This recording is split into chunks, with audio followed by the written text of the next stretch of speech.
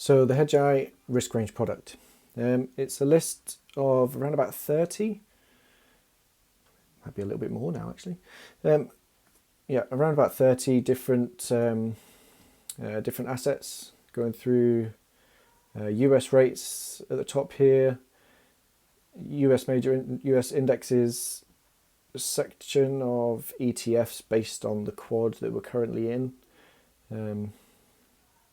global indexes, the VIX, FX, commodities, and then down at the bottom are the major US companies, the FANGs predominantly, and occasionally there's a few things added in. Maybe silver isn't always in there.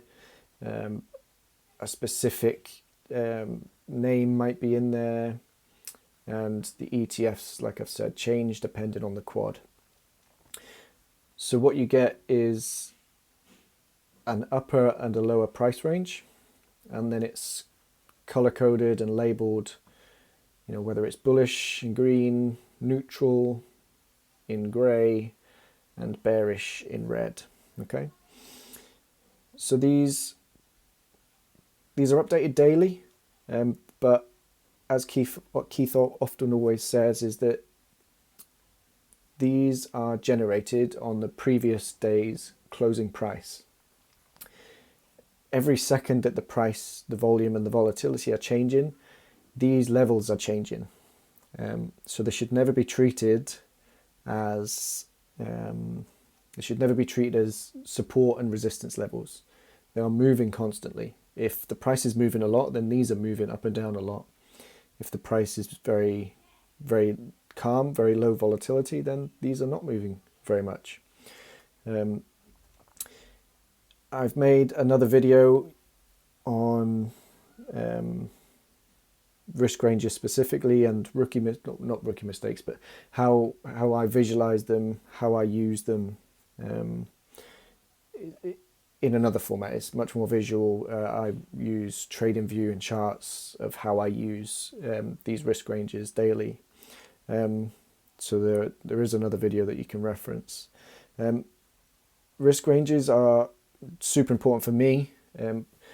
I'm daily changing positions, increasing, decreasing, adding, subtracting positions altogether. So this is really, really important for me, and you need to make a decision on how often you are going to trade.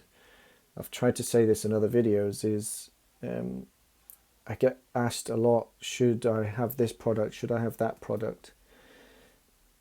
And it depends on what you're planning to do. If a bit of a strange analogy, but here in the UK, dog prices are like through the roof, and my wife keeps nagging, saying we need to get a dog.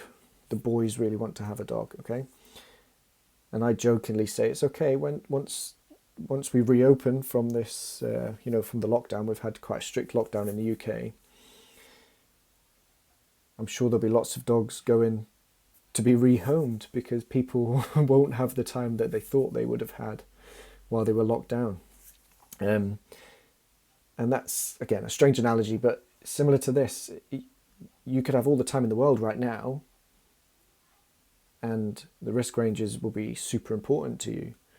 But if you are going back to work, this could, be a distraction, something extra, another layer to think about. So it really depends on how much you're going to be touching your portfolio, how often you're going to be making changes. In one way, it could be super powerful and really, really, really turbocharge your performance. But if you're not going to be constantly looking at your portfolio and what you're doing, it could be a bit of a distraction. Now,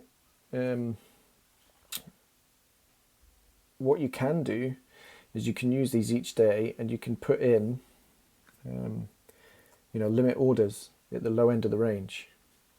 For instance, Shorts are much more tactical, short term. So certainly for the longs, if you put a limit order down at the low end of the range on something, one of the ETFs perhaps rather than indexes, because it's not, you could do it on SPY or something using this price as a proxy.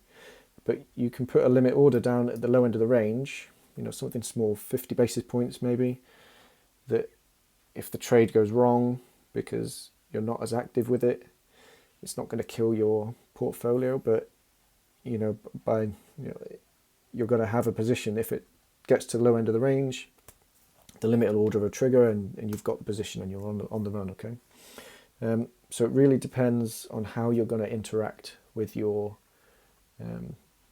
portfolio. The other point to add is that some of these ranges are shared in the early look. They're also shared in the macro show. They run along the bottom of the screen. So there's lots of different places.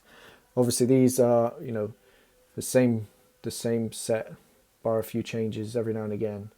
They're not all constant. Not every single one is shared on the other products. So this is the most comprehensive set of risk ranges every day.